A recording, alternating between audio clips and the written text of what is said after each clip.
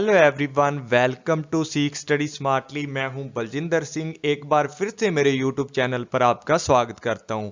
Dear friends, आज से हम स्टार्ट करने वाले हैं अकाउंटिंग की क्लासेस। इनको भी धीरे धीरे हमारा बिजनेस इन्वायरमेंट भी चल रहा है, उसके साथ ही इसको पूरा कर दिया जाएगा। तो जल्दी से जल्दी जिन्होंने अभी तक मेरा चैनल ज्वाइन नहीं किया, जल्दी से जल्दी मेरे चैनल को सब्सक्राइब कर लीजिए, बेल आइकन को दबा लीजिए ताकि आपको हर क्लास का नोटिफिकेशन मिलता रहे। तो स्टार्ट करते हैं। आज की क्लास में हम लोग करने वाले अकाउंटिंग का मीनिंग क्या होता है, इसकी डेफिनेशन करेंगे, नीड ऑफ अकाउंटिंग करेंगे और मेन फीचर ऑफ अकाउंटिंग करेंगे। तो सबसे पहले हम बात करते हैं meaning of accounting. Meaning of accounting की जब बात करते हैं तो देखते हैं इसके अंदर accounting is the art of writing, classification and summarising, analysing and interpreting business transaction. For this purpose only those transaction are written under accounting that can be measure as currency. तो बात करते हैं कि जो भी हम अकाउंटिंग की बात करते हैं, अगर छोटा बिजनेस है तो काम चल जाता है कि कॉपी पे लिख लिया और जो भी ट्रांजैक्शन हुई है उनको याद रख सकते हैं। लेकिन जब बड़ा बिजनेस होता है तो उसके अंदर डे बाय डे की जो ट्रांजैक्शन होती हैं बहुत ही ज़्यादा होती हैं, उनको याद रखना नामुमकिन होता है। तो इसलिए अकाउंटिंग का यूज़ किया जाता है। तो अकाउंटिंग के अंदर क्या किया जाता है, डे बाय डे की जो ट्रांजैक्शन है उनको रिटर्न किया जाता है, उनको क्लासिफिकेशन किया जाता है, समराइज किया जाता है, एक समरी फॉर्म में लाया जाता है ताकि उसको आसानी से समझ सके। उसके बाद उसको एनालाइज किया जाता है, उसके बाद उसका इंटरप्रिटेशन किया जाता है कि जो भी कम्युनिकेशन करके जितनी भी पार्टीज हैं, जैसे एम्प्लॉयज हो गए, फाइनेंशियल इंस्टीट्यूशन हो गया, ओनर हो गए जो भी कंपनी के हैं, ठीक है, क्रेडिटर हो गए जो हमें उधार माल देते हैं, गवर्नमेंट होगी, जो भी हमारे बिजनेस से इंटरेस्टेड लोग होते हैं उनके सामने उनको क्या कर दिया जाता है, इंटरप्रेटिंग कर दिया जाता है। और दूसरी बात, जो अकाउंटिंग होती है इसके अंदर जो भी ट्रांजैक्शन होती हैं उनको सिर्फ केवल और केवल करेंसी के रूप में मेजर किया जाता है, उनको ही इसके अंदर लिखा जाता है। यहाँ देखो हिंदी वाला भी मैंने ऐड किया है। जो भी इसके अंदर क्या होती हैं, ट्रांजैक्शन होती हैं, जो लेन देन होते हैं, सिर्फ उनका ही लेखा इसके अंदर किया जाता है। उन्हीं ट्रांजैक्शन को रिकॉर्ड किया जाता है जिनको मुद्रा के रूप में या मनी के रूप में मापा जा सकता है। उसके बाद अकाउंटिंग क्या करता है, हमें प्रोवाइड करता है बहुत सारी इंफॉर्मेशन। जितनी भी हमारी इंटरेस्टेड पार्टीज होती हैं उनको क्या करता है, अकाउंट इंफॉर्मेशन प्रोवाइड करता है। और इसके अंदर बोला जा सकता है कि जो भी अकाउंटिंग होता है जो हमारा, कि we can say that accounting is the language of business through which financial and other information is passed to the different party. कि जो अकाउंटिंग होती है वो बिजनेस की क्या होती है, लैंग्वेज होती है।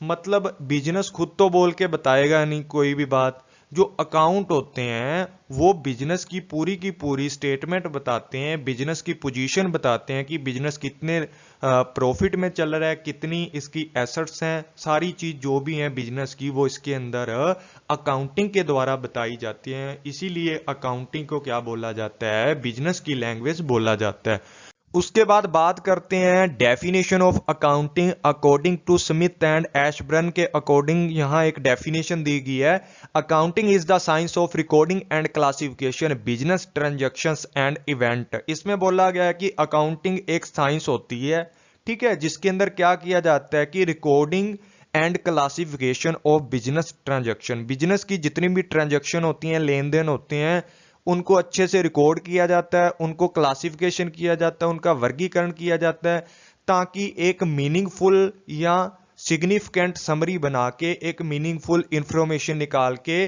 जो भी हमारे क्या होती हैं, पार्टीज होती हैं जो हमारे बिजनेस से रिलेटेड होती हैं, जो बिजनेस में इंटरेस्ट रखते हैं, उनके सामने उस को क्या कर दिया जाता है, उस स्टेटमेंट को जो अकाउंट के द्वारा हम लोग बनाते हैं, बैलेंस शीट हो गई या जो भी हमारी बिजनेस की पोजीशन आई है, उस सारी स्टेटमेंट को उनके सामने कम्युनिकेशन किया जाता है, उनको बताया जाता है ताकि वो क्या कर सकें, अपना डिसीजन ले सकें उसके आधार पर कि हम लोगों ने इस बिजनेस में पैसा लगाना है या नहीं लगाना, हम लोगों ने इस बिजनेस के शेयर खरीदने हैं या नहीं खरीदने। उसके बाद बात करते हैं कि American institute of certified public accountant ने क्या जो हमारी क्या दी है, एक डेफिनेशन दी है। वो क्या है, accounting is the art of recording, classification and summarising in a significant manner and in term of money. कि जो भी हमारा अकाउंट है ना, जो अकाउंटिंग है, इसके अंदर क्या किया जाता है, ये एक कला है। किस चीज की कला है? Recording, classification, summarising.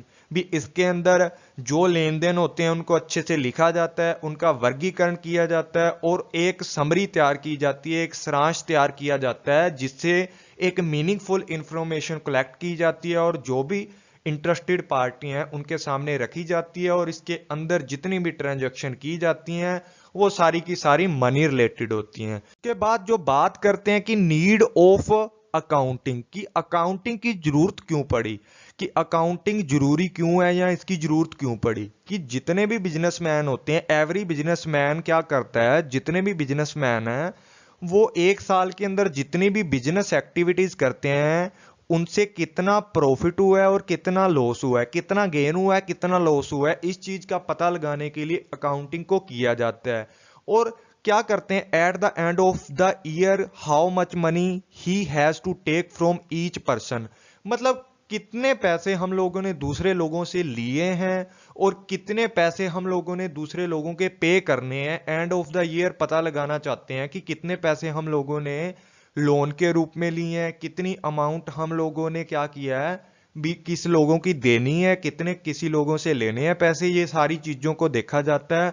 और ये भी देखा जाता है कि जितनी भी हमारे पास एसेट्स हैं उनकी ओनरशिप किसके पास है या कितनी हमारी उन एसेट्स की वैल्यू है, मार्केट वैल्यू है, इन सारी चीजों को इसके अंदर देखा जाता है।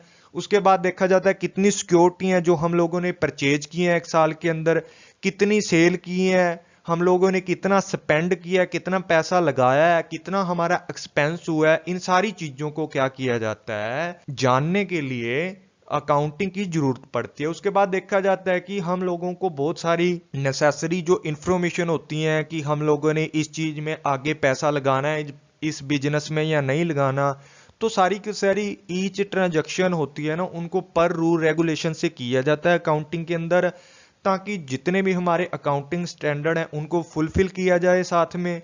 और दूसरी बात यह है कि हम लोगों को भी फोरकास्टिंग के लिए या डिसीजन मेकिंग के लिए हेल्प हो जाती है।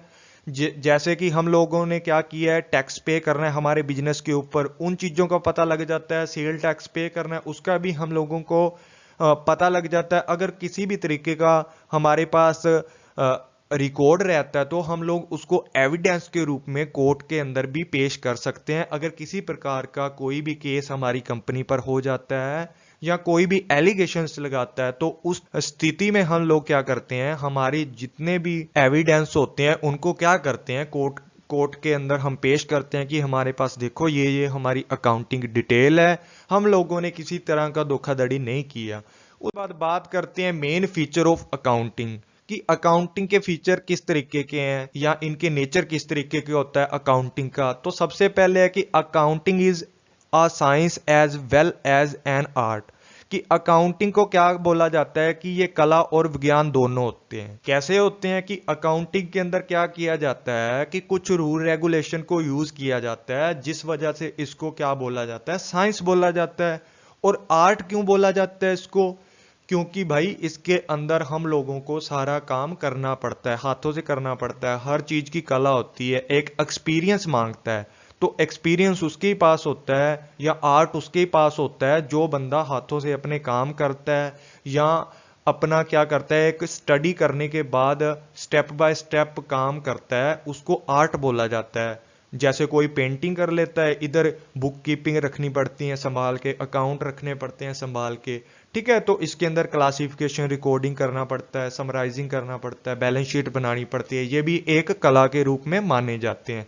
उसके बाद बात करते हैं identifying the financial transaction only. यहां पर क्या किया जाता है, केवल वित्तीय व्यवहारों की पहचान की जाती है, वित्तीय लेन देनों की पहचान की जाती है। भी जो भी अकाउंटिंग है ना, इसके अंदर जितने भी हम लोग काम करते हैं वो सारे के सारे क्या होते हैं, जितने काम करते हैं, जितने हम लेन देन करते हैं वो सारे के सारे क्या होते हैं, मॉनिटरी टर्म में होते हैं।